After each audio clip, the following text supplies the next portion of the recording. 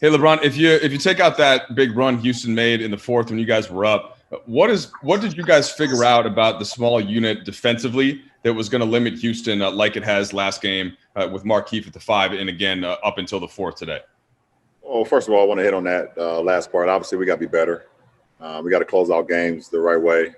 We get a big lead. We got to be able to, continue to defend and continue to put the pressure on their defense and not allow them to get back into the game like we did. We started to give up, some threes. We started to give up, some fouls in the backcourt when we were in the penalty, and allowing them to score without the time running. So we'll be better. We'll watch film. We'll be better. But to get to your point, being able to have the luxury of being able to start keep at the five and having that versatility, having more speed out on the floor, allowed us to stay home a lot on their three-point shooters, and for the majority of the game. And so it worked very well for us.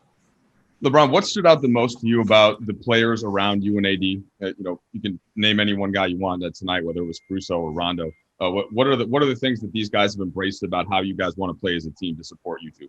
Well, I mean, obviously, it's still a learning experience for some of our guys. This is AC's first playoff run. This is Kuz's first playoff run. Obviously, we got Rook in the game today, and he was huge in his first stint in the postseason. And we want to continue to grow every single day. And I thought AC grew today. Today was game 4. We played 5, so this was AC's 9th playoff game, and he's grown and grown ever since the first playoff game to today. Doe was, consistent as he's been in this series, and then like you said, Kuz has some good minutes, but I thought Rook was really good tonight. Coming off and giving us some huge minutes when Keith got fouls, got a little foul trouble. He came in and gave us some great minutes. So it's still a learning experience for some of our guys, but everyone works off of me and AD, and we just try to put them in position to be successful, and they also do the same with us. Hey, LeBron, it's Dave. Did you feel like tonight, between the John from the benches to some of the players on the court, the dual technicals for AD and Russell, and just the general demeanor, that this series kind of is ramping up, or tonight ramped up a little bit in chippiness, intensity, and anything like that? No, it's just playoff basketball. Fair enough. Okay, Dan? It seemed like, especially in those first quarters, you guys had that sweet spot where you guys were all focused on the game plan, still really, feel that. Still playing through. Playing really loose and free. Oh, yeah. Seemed like it was pretty opposite. Yeah, I mean, through the first, I would say 43, probably about 43 minutes, 42 and a half minutes, we had our game plan, and we executed that. And for the majority, if you're going to execute your game plan for that long, for consistent minutes, you're going to come out victorious. But we want to strive for something better than that. We want to work the game plan for 48 minutes, and we'll do a better job of that. And like I said, we're still a team that's, we're still a team that's growing as well. I mean, like I said, we got some guys that's not been a part of the postseason. This is our first run together in the postseason. This is only our 9th game together in the postseason. So we'll get better with that. But I thought today we had a great game plan, and and everybody tried to execute it as much as we could. Taylor? Hey, Ron. So obviously, besides the win, as specific as you can be, what are you looking for from your team in these games to feel like we are getting better and we're doing the things we need to be doing? I think the most important is how we can grow from each game to the next. There's always ways that you can get better from game to game, no matter how well you play or how bad that you play. And you have the off days like tomorrow where you watch the film collectively as a group. We see, where we were good. We see where we're not so good and where we were bad, and how we can get better from that. I think having that growth mindset, being able to learn and grow from the wins is probably even more important than learning from the losses. So I think that's just huge for us, especially like a day like tomorrow. Jeff? Frank was pointing out pre-game that your small lineup is still sizable. What do you guys think about game time? Yeah, I don't look at it as a small lineup because we still got AD at 6'11". We got Keith at 6'10". I'm 6'9". Danny 6'7". KCP is 6'6" and a half, 6'7". We're all, have this wingspan, and we play hard. So, when you have that type of length and you have that type of athleticism, throughout 5 guys, it definitely helps.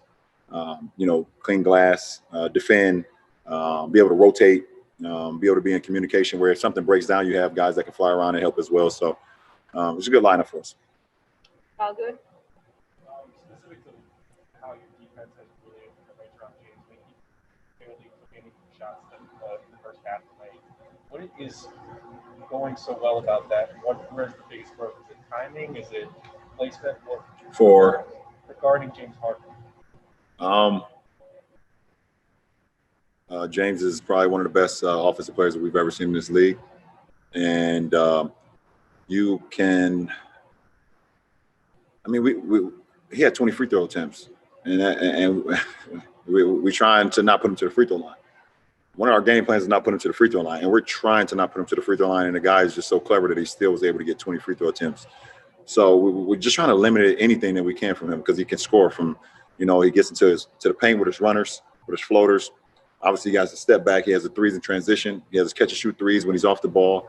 And he's very, like I said, he's very tricky with his moves in the paint where he gets to the free throw line. So we're just trying to take away some things.